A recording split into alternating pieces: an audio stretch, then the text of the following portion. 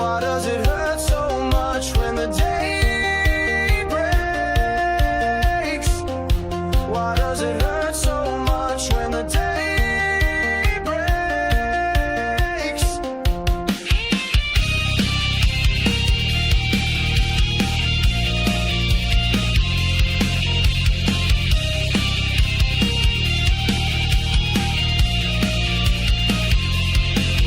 It's the Cornbread Man morning show on your radio. It's the Cornbread Man morning show. It's the Cornbread Man morning show on your radio. It's the Cornbread Man morning show.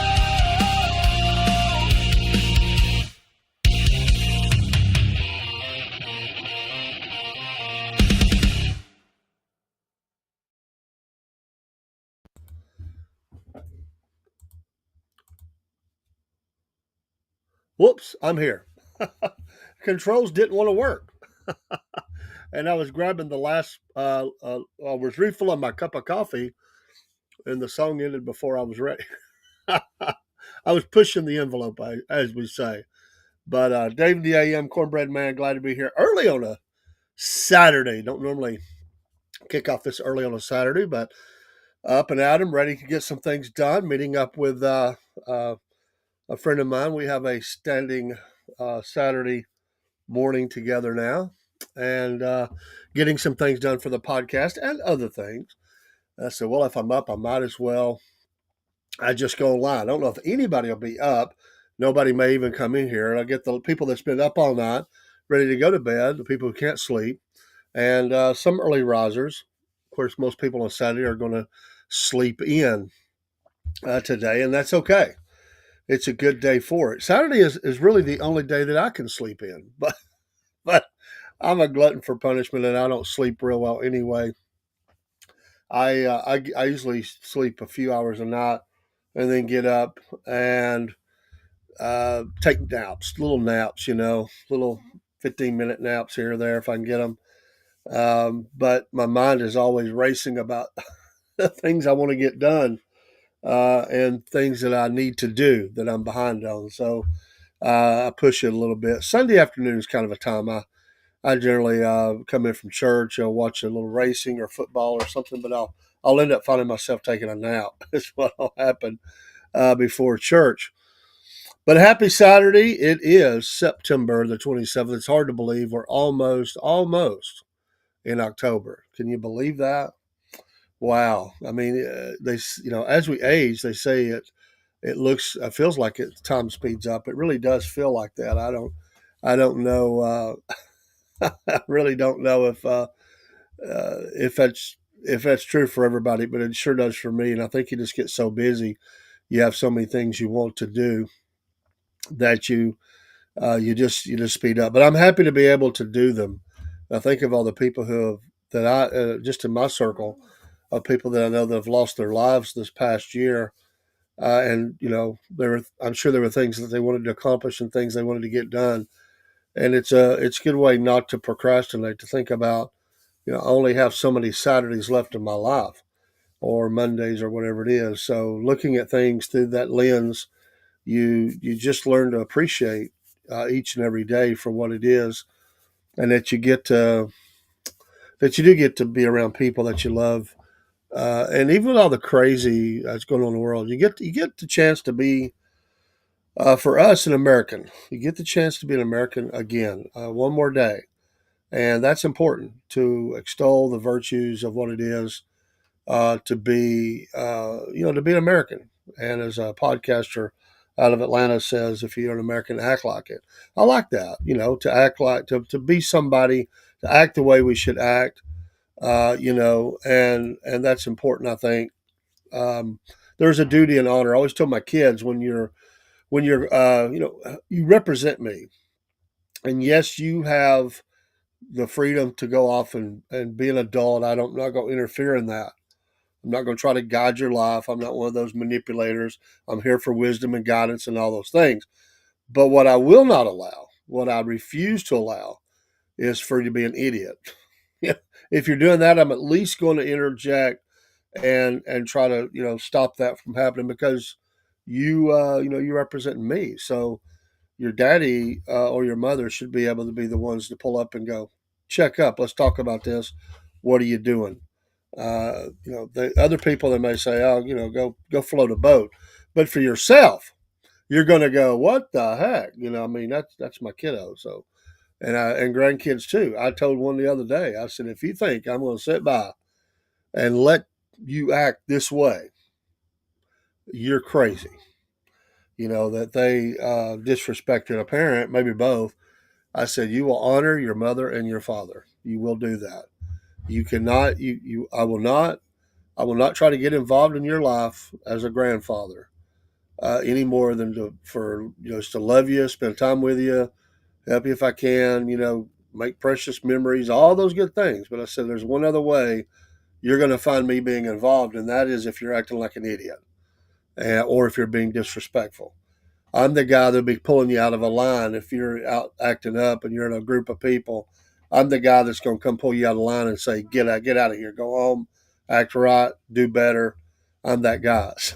So I'm not going to sit back and go, I think that's my grandkid. And just sit there. Oh, what are they doing? That's interesting. No, I'm going to be the guy getting in the truck, running down there and pulling them out of line and telling them to get home. I love those videos when you see a mom or something go pull their kid out. The guy's trying to be the kid's trying to act like he's tough and bad. He's not just protesting, he's acting stupid. And mom goes and pulls him out by the collar or by the ear and says, you get home. You're not gonna act like this. I love that. It's like, stop right now. Stop where you are, my man. You are not gonna act like that. I love those things. Shout out to all of our friends.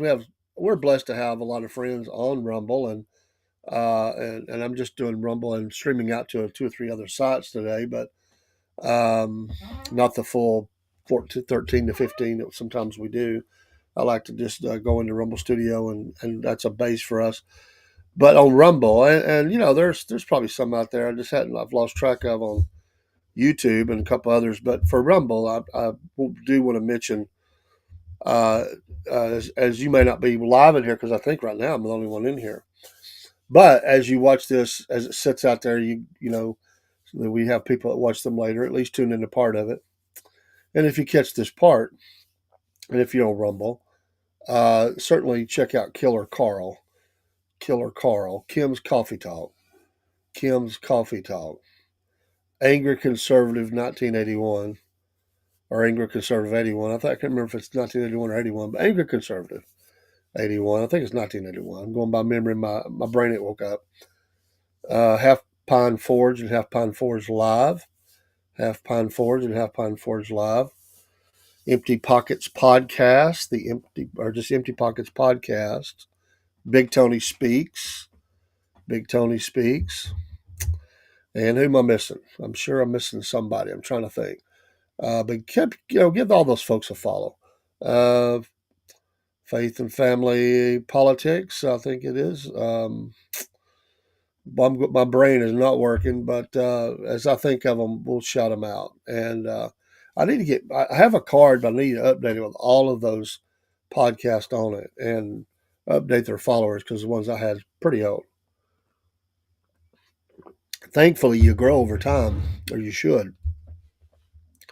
And if you do one, even 3 months later, the numbers of followers could change quite a bit for many of these, maybe all of these. Interesting news articles this morning on a couple of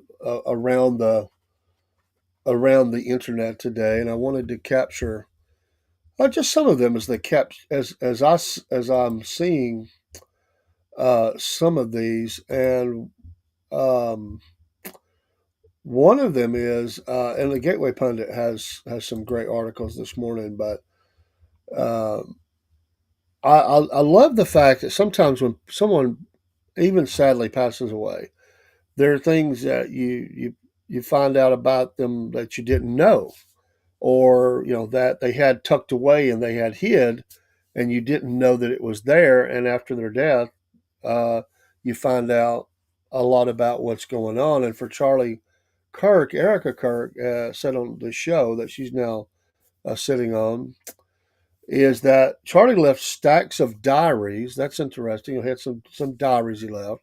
So he liked to write. Unreleased interviews that he had done. Those would be very telling now in light of what has happened. Who did he interview and what was said? His 2000, he had plans into 2028. What was his plans for 2028?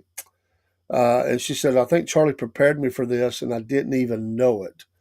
So, like, he's got all this stack of stuff, the great Rush Limbaugh used to say, and he left this for her to have as she's moving forward. And I think that's really cool.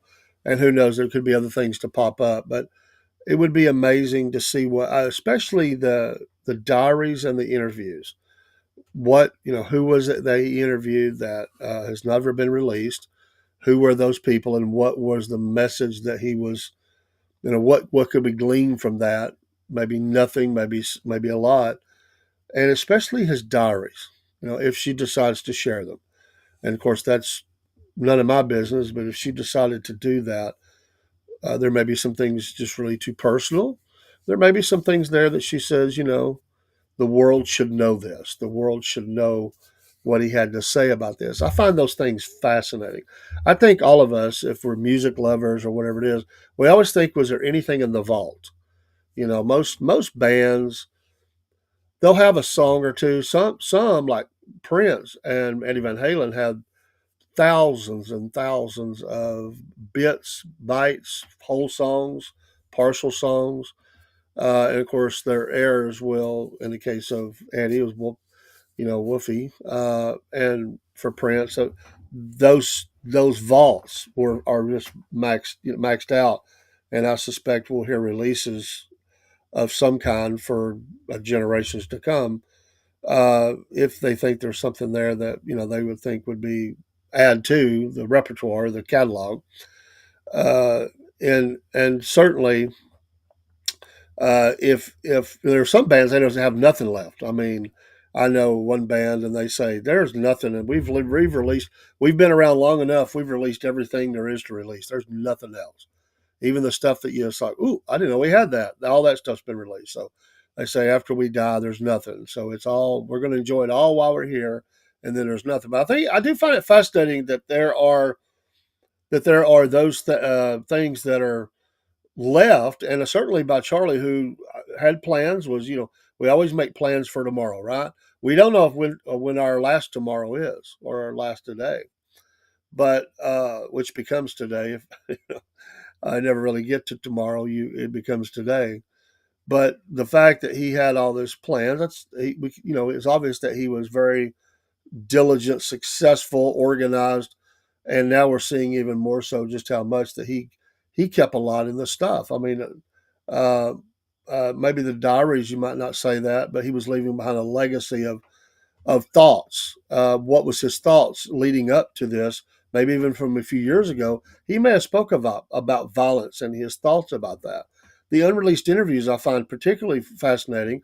What did Charlie Kirk? Who did he interview? And people that were interviewed will know, like hey, that was never released, and it'd be interesting to get their perspective now of what happened. What was around that interview when we did that, and what was the thought process and what was going on.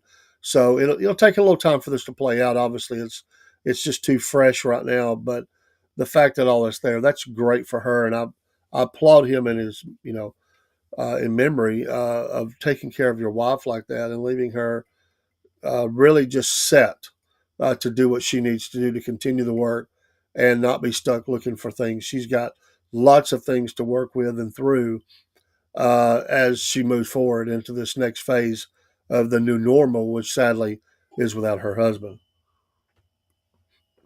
Oh, the coffee is good today. Don't forget, folks, we do have our Southern fried coffees, and we certainly love our blends. Right now, I have the house blend, which is on screen. There's more blends than this, many, many more, and teas, and the single-use pods. Just use the QR code. Go there, check it out. You will find a lot that is to offer. And if you live in the continental United States, the continuous 48 states, shipping is included in the price. And I was telling my co-host last night, that's a heck of a deal. I mean, when we look at mail order coffees and you look at the prices that some of these have, and even with discounts, they may give you. And by the way, we give you a discount on the first order, a 5% discount, because we've already slashed it pretty hard. And when we put that up, I'll put it back up just for a second. When we put that up there, or out there rather, we were hoping to use these logos. These are just two of the many logos we came up with. Due to some FDA rules and stuff at this moment, we're going to work on getting them on packaging later on. But we had to move. We had to get the business moving, so it'll be a help to the podcast. And but we haven't done it yet. But we're going to add those to our shop, our threadless shop. That will be on mugs and will be on hats and shirts. We've got several. I think we had developed already 8 to 10 logos, and I need to get those up there this coming week. But we wanted to get everything moving, so you can get those. Mama said that's a signature show for us. You can get the Patriot Morning, which is really what I'm doing a show right now. Patriot Morning. The Patriot Morning blend was meant to be a morning top blend. They have a breakfast blend that we have in the mix, and that was really the thought. The breakfast blend or something similar would be the Patriot Mobile, or well, I'm going to venture to Patriot Mobile in a minute. Patriot Morning, and these are great things to get, and I can say that if you compare it to other mail orders, even with discounts, we beat their price.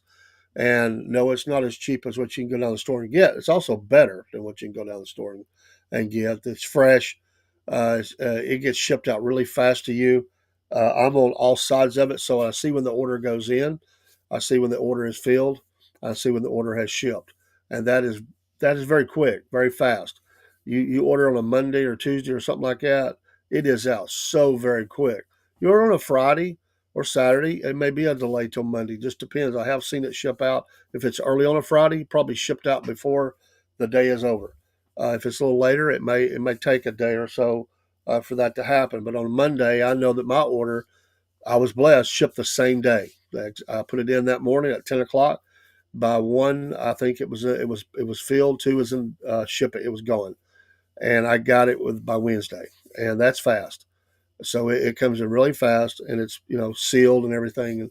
It's in a great packaging uh, that they use, like they use for these mail order coffees, and freshness is locked in, and it's pretty amazing. I can say that, and we have some blends that are a little bit more because they require a little bit more, and it costs a little bit more, so they have to charge just a tick more on those. But for the 12 ounce, I mean, you can get all of those. I think all of them. I think maybe all of them. There might be one that we can't, but it's less than $20. That is shipping included. Now that's a deal. And then you on top of that, your first order, you're getting 5% off first time order. So we tried real hard to keep that where you'll be a return. You'll be a customer who will at least give it a try. We'll see if you like it. We've not had anybody say this is bad or horrible or anything, and then become part of our family. And you get something, we get something. We're not gouging you, and you get something and can feel like I got something I enjoy. I enjoy coffee, and I get to help the Southern Fried, and that's guys that are going to continue to pour profit into the process and the product that they're making here, and that's exactly what we do. Is we're upgrading, getting better things, and growing. We're only a year and a half, a little over a year and a half old, so or about a year and a half. It may be slightly over now. I'm trying to think, but I think it is just slightly over a year and a half. So but we're glad to be here, and that's just one of the ways. We have other things that we can do. Patriot Mobile, I mentioned a slippage there, but I'm glad I did. Patriot Mobile make the switch today using promo code Cornbread, and you'll get the first month free, and you'll be with a great America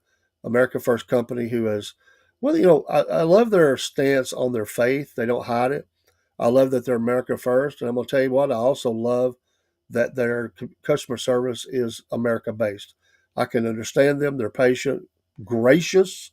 That's a word you don't hear much anymore about how people act in customer service. Gracious and patient, and I can understand them. And I don't mean that in any kind of ill way towards anybody, but if I can't understand you, I can't conduct business. And for some people, it just didn't work. So their customer service is not farmed out halfway around the world. It's right there in the state, Texas, that they are based. And so we've had a pretty good. I'm a customer, satisfied customer of. I have 4 phones on Patriot Mobile. Rob has one because he's a single guy. He just got one phone on there, but then we have others that have been coming on board. So Patriot Mobile, love those folks. And Mammoth Nation is another one. I don't have a promo code for them. You just get great deals, but I can tell you one. It's as little as $5 a month, and I don't have. I've got a QR code, but not up on this. And I'm a lifetime member, so I believe in the work that they're doing. I like the deals that I get. I like the companies I'll purchase things from, and they are awesome. All right, let's continue on. Gateway Pundit also has an article. It's been revealed person number one mentioned in the James Comey indictment is Hillary Clinton, according to the Gateway Pundit. Um, so we know that on Thursday, James Comey was indicted on 2 counts by a grand jury in the Eastern District of Virginia for false statements and obstruction. Details about this is from the Gateway Pundit again. Christina Leila. Let me get my tongue. I tell you, I had enough coffee. Um, they know that he was charged with lying to Congress during a hearing on September 30th, 2020. And that's been talked about a lot.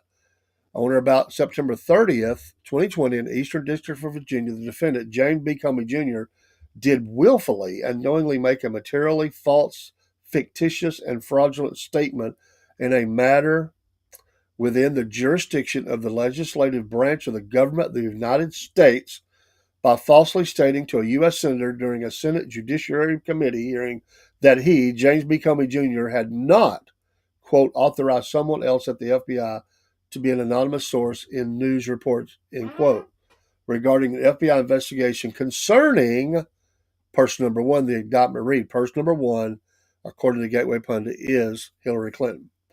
That statement was false because, as James B. Comey Jr. then and now and there knew, he in fact had authorized person three to serve as an anonymous source in news reports regarding an FBI investigation concerning person number one, the indictment read.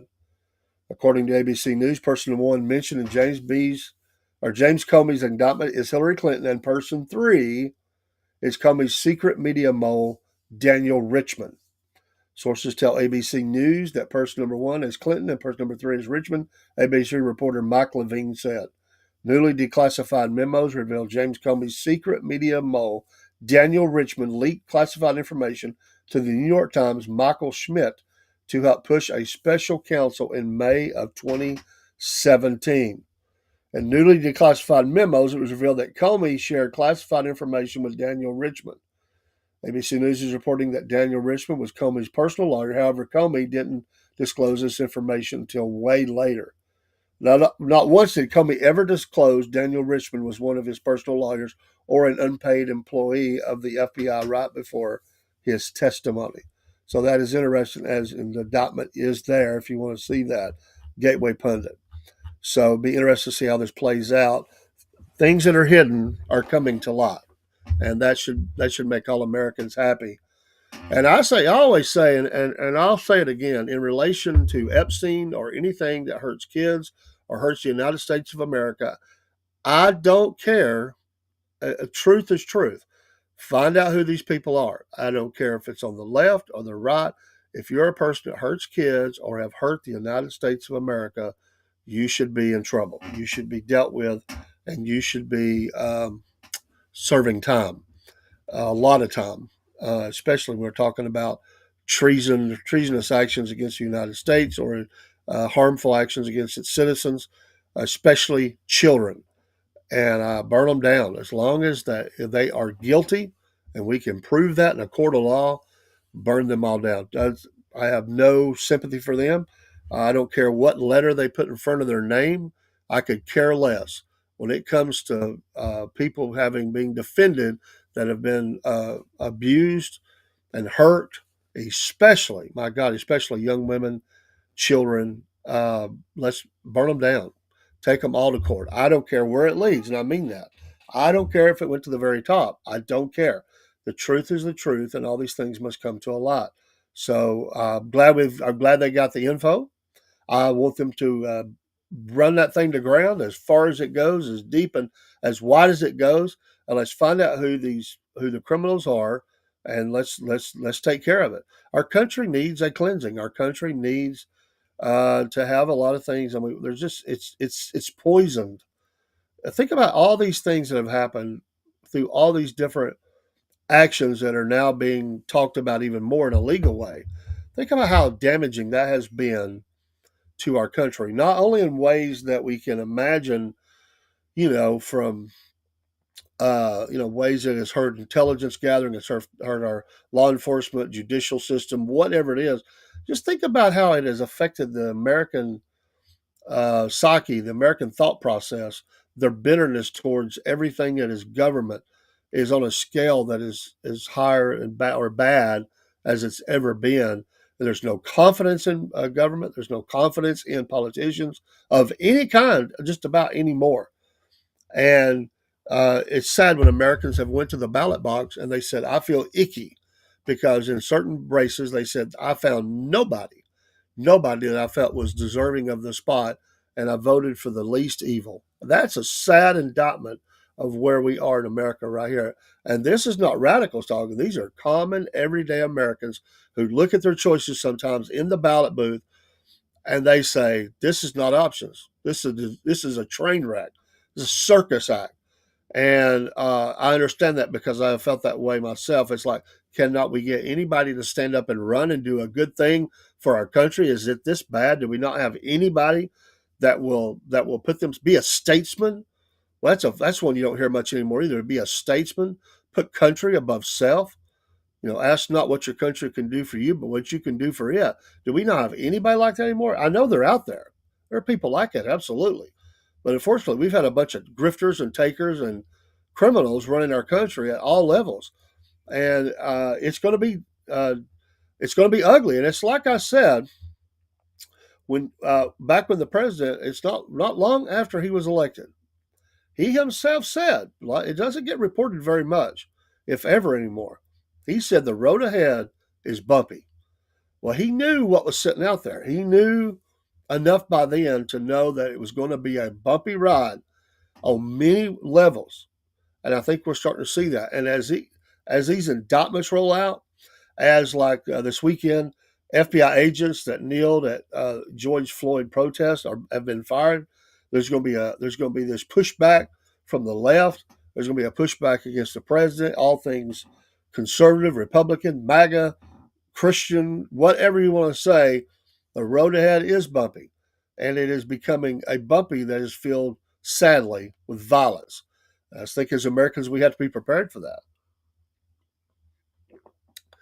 We see someone posted something earlier. I saw in 2024. I saw that they would, that they would be willing to kill the president if possible, and they tried. In 2025, I realized that they would kill me. Pretty powerful statement, but true. Charlie representing the citizenry, the people with a voice standing up and saying the things out loud that a lot of people won't even talk about anymore. They just seem to shut it out like, I don't want to talk about it. He was willing to talk about it. He was willing to put himself out there, and he did that for 12 years. And he would still be doing that. And by default, he sort of is still because his wife is there and the work goes on, and it'd be much bigger than it ever has been before. But we see that ugly, bumpy road, yeah, bumpy road filled with violence. And how many thwarted attacks have we already seen in the country that have occurred? Now, some have gotten through, and they've shot up churches and Christian schools. They went after people like this. There is a full on hatred by many. Who knows the number? There are many in our country who hate conservatives. They hate Christians. They hate any kind of faith based ministries or the churches or whatever it is themselves, and it's a full on hate. And they've turned violent, and they are going after different ones. We have to be on guard for that. We really do. We have to be wise. We don't slow down. We keep going, but you got to be wise. You got to know the heat of the moment. You got to know where you're at in this, and be ready for whatever comes, and be prepared. And I think that's where we're at in the nation, which is pretty amazing. But as these indictments roll out, there's going to be a huge pushback by many on the left, be that their followers or the politicians themselves, or both. Here's another article I like, was released today, or late last night, rather. Yeah, it was late last night. The southern states of Mississippi and Louisiana had went back to teaching the basics in school. They now lead liberal states like California in literacy. Imagine that. Stop teaching the crapola and actually start teaching reading, writing, arithmetic, science, social studies, civics, you know, what history, proper history, true history. And again, there's probably more could be done here, but the fact that those, and thinking of Mississippi and the struggles they've had as a state financially to meet, some of the things that they need to do, and also the history. What a change in our country! A state that at one time you couldn't get that education if you were a certain color, or you couldn't vote. And to think now that these children are getting the basics and really setting the pattern for the rest of the country on what you're supposed to do. Quit teaching all this crap. Um, they say in this article, and let me give full disclosure here. Mike LaChance, writer, thank you, Mike, for this. You can find this on the Gateway Pundit. That uh, grade school students in multiple states cannot read or do math at grade level. This is truth. You can see that they've passed them along a lot of times. They found ways to get them to the next class or the next grade level, but they're not ready for it. And so we're graduating people that can't, they're not ready for college, or they're just missing stuff that they need. The problem already existed many years ago, but shutting down schools during the jab time made things even worse. I injected that word, that's my words. Now, some states in the South have discovered a cure for the problem. Go figure, going back to basics and teaching things like phonics. It's amazing if you focus on teaching kids to read rather than telling them about social justice and gender theory, they actually learn to read. Who knew? Kelsey Piper writes at the argument on Substack. Illiteracy is a policy choice. This month, the Department of Education released its latest edition of the National Assessment of Educational Progress, the standardized test, better known as the nation's report card. The results left me blazing with rage. In my home state of California, this is what the writer was saying, because I don't live in California, I'm in Georgia. In my home state of California, for instance, only 30% of public school fourth graders can read proficiently. By the way, mostly the numbers are weighted that more kids that are illegal are going to California public schools. They're not even just citizens. Um, and so, but 30% of public school fourth graders can, uh, only 30%, excuse me, of fourth graders can read proficiently. 41% cannot even read at a basic level. That ought to be scary. Think how we're going to lead the world, or how to be able to lead the world in the next generation technology. Rockets, weapons, because we got to stay ahead of our enemies. Computers and technology of all different kinds, robotics, and you could go on and on and on. That these folks can only do, not even their read at basic level. how in the world are they ever going to be able to, support themselves in a world where it's becoming more and more technological, and that you have to learn? It's a skills level work. There's always going to be some manual labor, sure, but we need people that can do this. And for the, the biggest state in the union, you would think, you're going to have a lot of people coming out of that state and going into these jobs. Um, so they say they can't even read a basic level.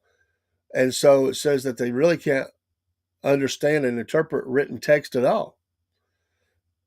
Eighth graders, as you might expect, looked almost as bad, but scores are not slipping everywhere. In Mississippi, they have been rising year over year. The state recovered from a brief decline during COVID and has now surpassed its pre-COVID highs. In fourth grade, its fourth grade students outperform California's on average, even though our state is richer, more educated, and spends about 50% more per pupil. The difference is most pronounced if you look at the most disadvantaged students.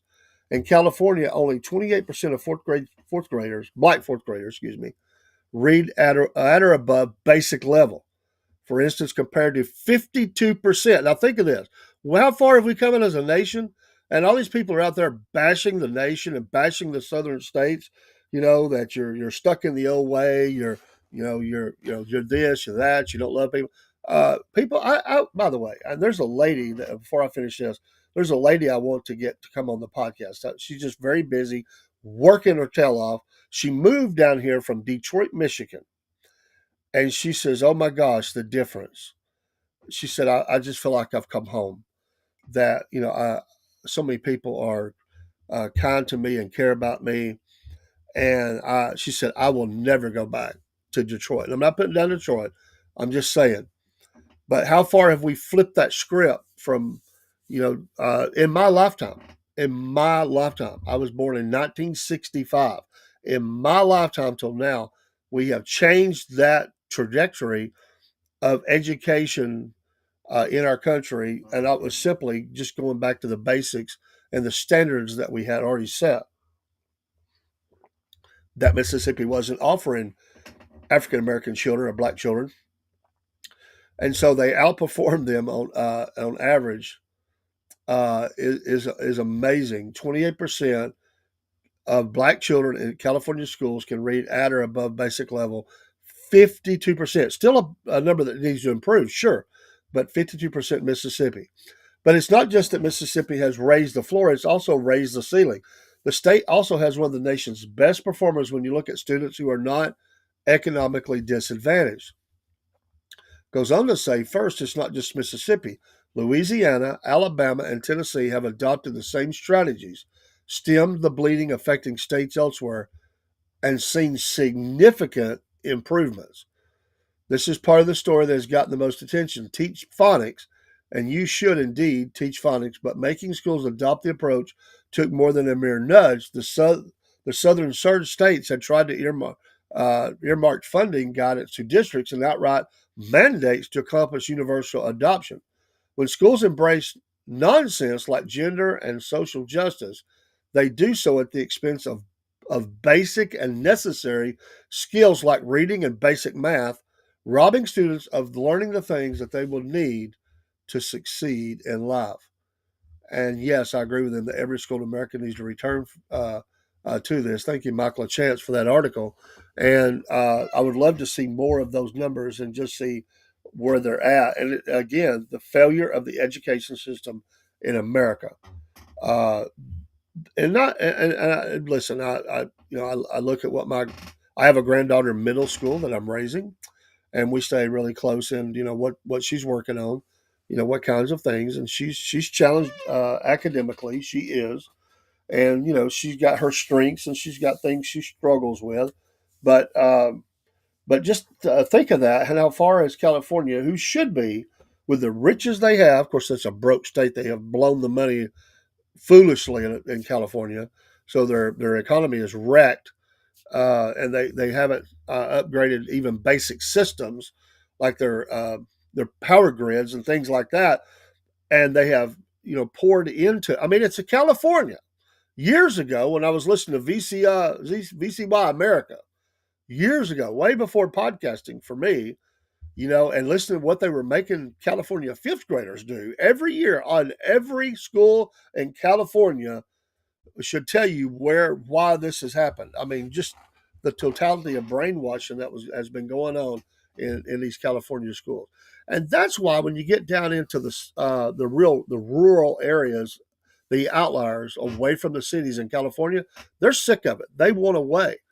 They uh, they do not like it. So you get down into wine country, you get down into the farming country, and that's a different kind of people, and they're caught up into all that too, and they don't want nothing to do with it.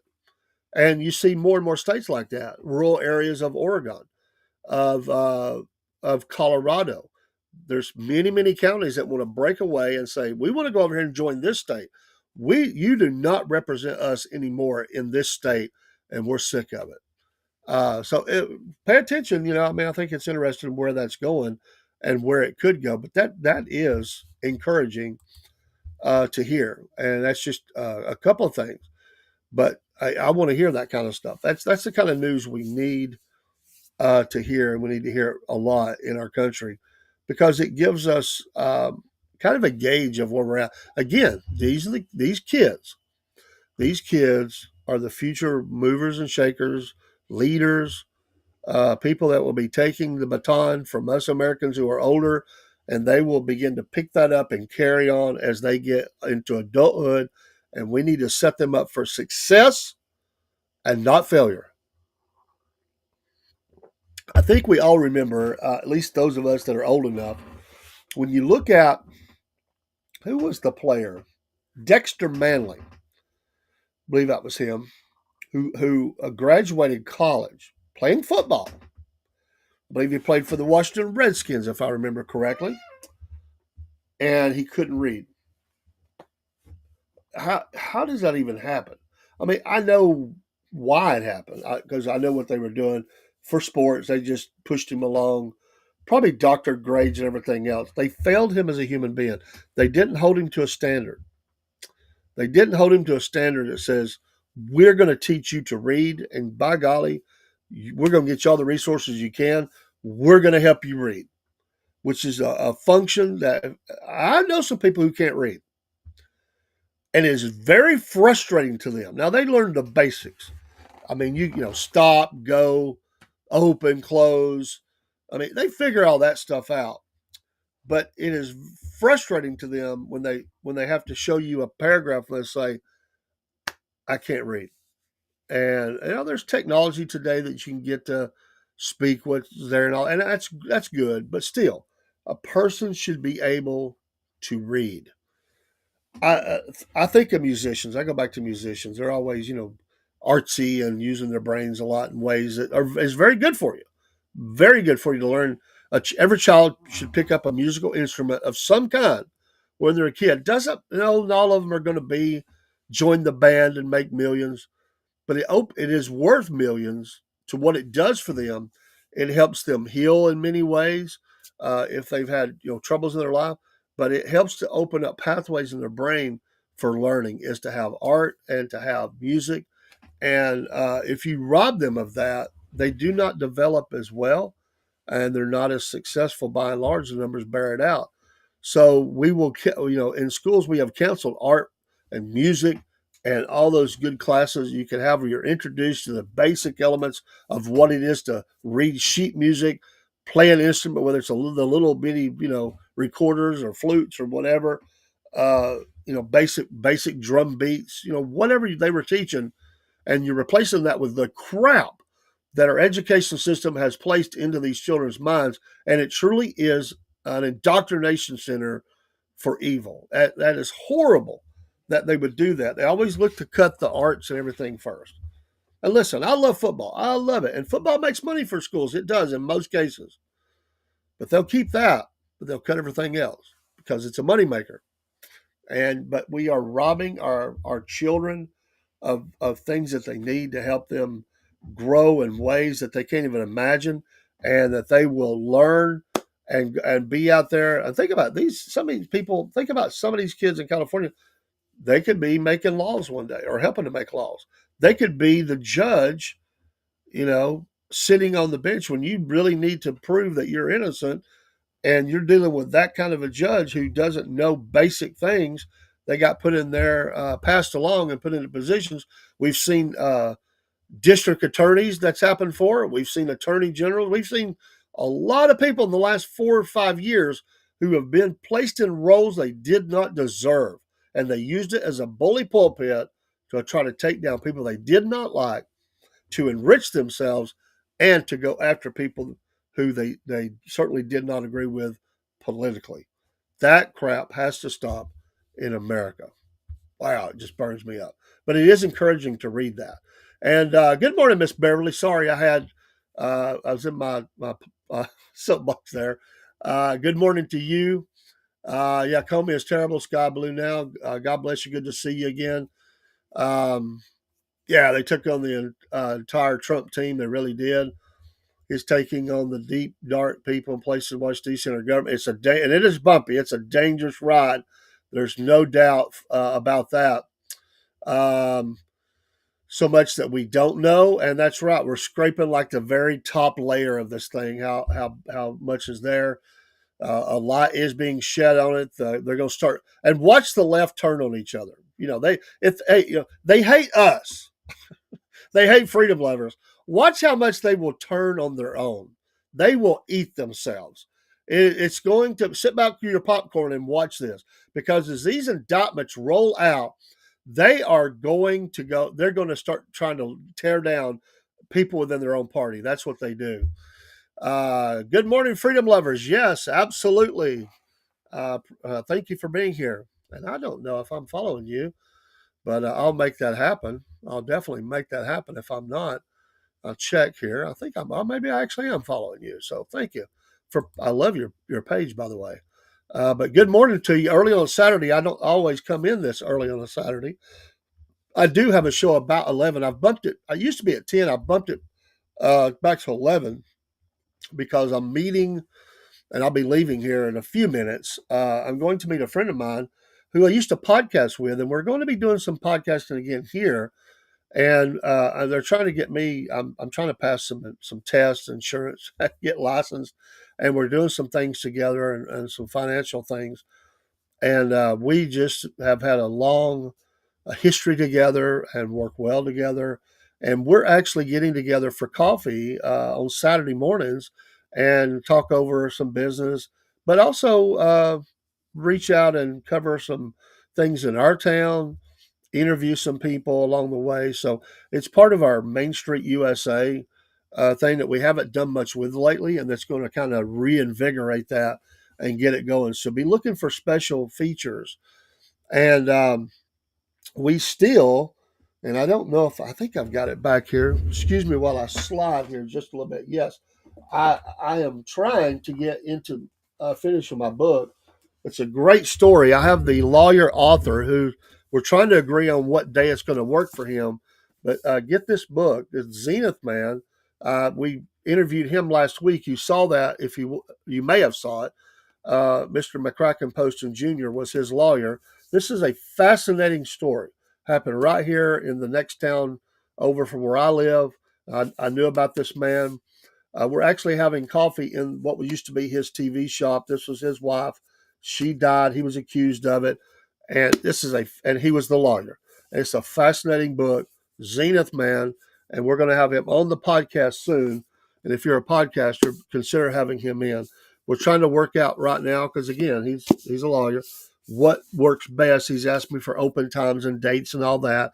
And I've given him those, and we hope to have him on the soon. That was last Saturday morning. So we have uh, who knows who we'll meet this week. So you never know.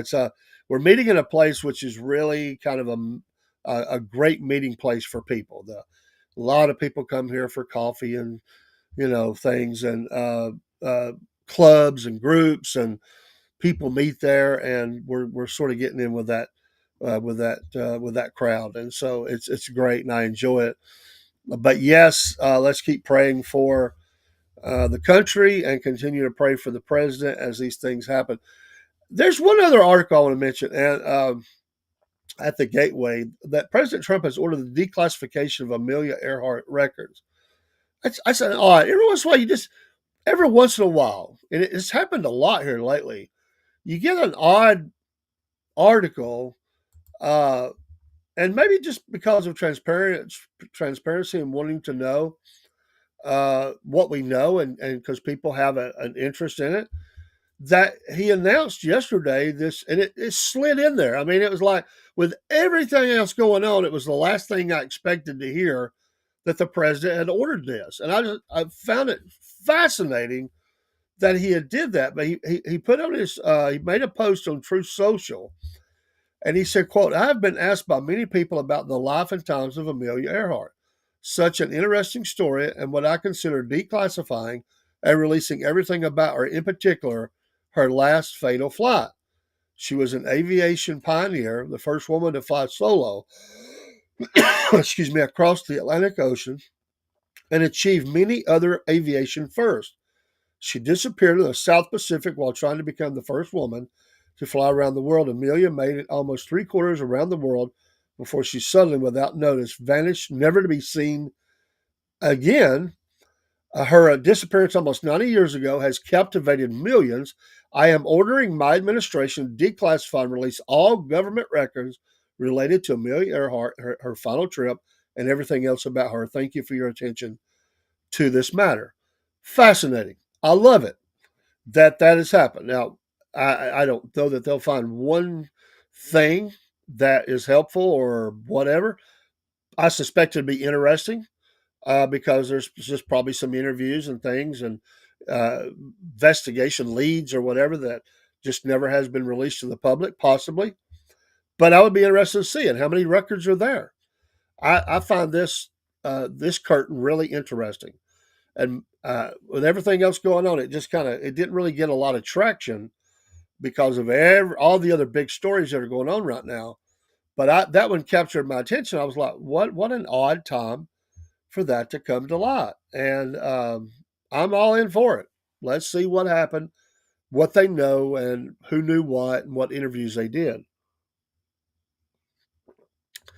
I mean, really, and I've said this for a long time, records that are that old, um, this whole thing about we got to be careful about the security of the United States of America, and they've always used excuses like that to keep things hidden from us as Americans.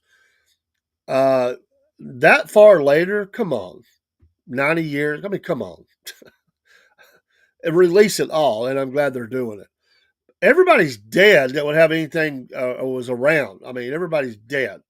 Uh, just release it, and if it puts a negative spin, whatever the story is, on some politician or some group or some whatever, maybe they did something or said something they shouldn't have said or whatever.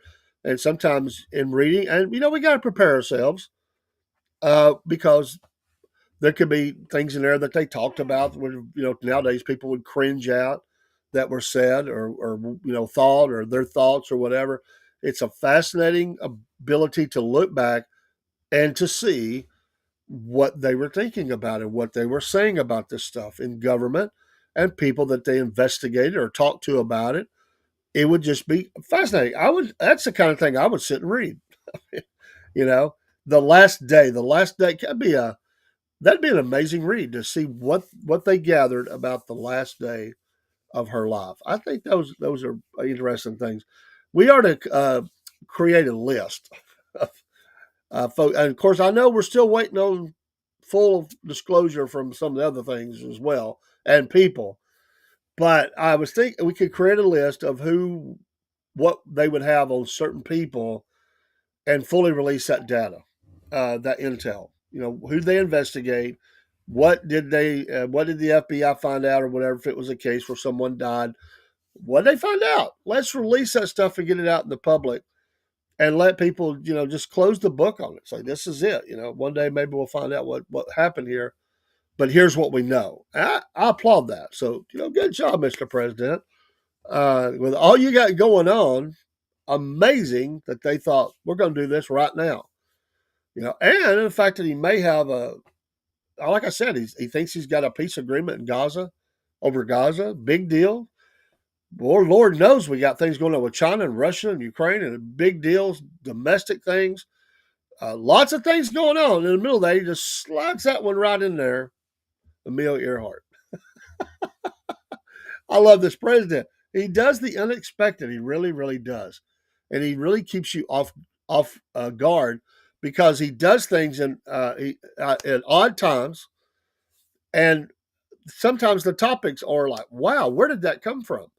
It's amazing. I just think he made notes along the way, and he said, "If I ever get a second term, I feel like I had one stolen from me, but if I get that second term, here's a list of things. Here's 100 things I'm going to do if I'm president again." And I think he's working that list. And so sometimes there's these odd things that pop up. They didn't just show up this week and say, "Mr. President, would you please release the records on Amelia Earhart?" He's heard this before. It sounds like, along the journey, he's had people come up and say, "We would like to know." He wrote that down somewhere, a to do for another time, and said, "If I get a chance, I'll make it happen." And it really is interesting to see that. So if you want to see that, that's at the Gateway Pundit. Not a ton there on that article because they got to release the data. Then we have something to talk about. So very cool. Way to go, Mr. President. I love it. I applaud it. Hey, I hope you have a great Saturday out there. If you're a football player or you're going to be playing, if you're a football lover, great games today on the college side. My beloved dogs, you see, oops, over here, you'll see the dogs, the G. We're not putting down anybody, but that's who we root for. And they'll be playing in Alabama 7:30 tonight. So you know what I'll be doing 7:30 tonight, watching the ball game. But there's some other big games too that are taking place. Penn State's who they have? I think it's Oregon or something. That's an interesting game. There's another one too. So we'll see where it's at. One of my new faves to watch is a guy. I see him on Facebook and I think TikTok, but he does that.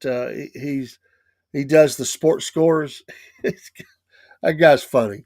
He's really funny, and I enjoy watching his videos. So I am a fan as well as a podcaster. I'm a fan of many podcasters, and I try to watch them as often as I can. And I'm happy to have collaboration sometimes, even with some of those. Deeply honored, deeply honored. New guys on the block. I'm deeply honored of all that people have helped Dave do and Robert, as well. Some I've done a little more, but just because that's just something I do. I'm on a lot, so they're like, "Hey, why don't you just come up? We didn't know you weren't going live tonight. Get in our show. Let's go." I'm like, "Okay." But have a blessed day out there, Miss Beverly. Sky Blue now. Y'all just have a great day. Apocryphal World Records. I hope I said that right. Blessings to you. Just have a great Saturday. And pay attention because through the weekend sometimes major news events happen. Friday night is a time it happens sometimes, but also way late in the Saturday into early Sunday morning. Then you'll have the Sunday morning shows where all the spinsters get out there and they'll spin the stories that are going on and they'll ask the people tough questions. The Sunday morning shows. Let's see what they have to say. Kind of sets the tone for the new week, and we'll see what they do. I'll be back on. I won't be on tonight. I'll be working, and then I'll be in the ball games late. I work late on a Saturday. I will be on, at 11, hopefully. Southern Talk this morning, Southern Talk. Sunday morning in the Word, 8 a.m. Eastern Standard Time, and then SFP News Desk Sunday night, and maybe another one thrown in there for good measure on Sunday night as well. But have a great day out there. We're going to get into it. I need to go and get ready to meet Brother Paul. You'll be seeing more of Brother Paul here soon. And again, thank you for your support of the Southern Fried Podcast and the Cornbread Nation. Become a follower of ours, and you are a breadhead, an honorary breadhead, and we appreciate that. We'll go out with a little bit different music on the way out. Kind of, let me find the one that I want. Kind of need to, kick the coffee. Got to get the coffee kicked in. Got to get the attitude to meet the day. If I can find the song, what did I do with it? I know you. There it is. All right, we'll see you. We'll see you soon. We'll see you when we see you, boss, as they say in the movie. Take care. God bless, and God bless America.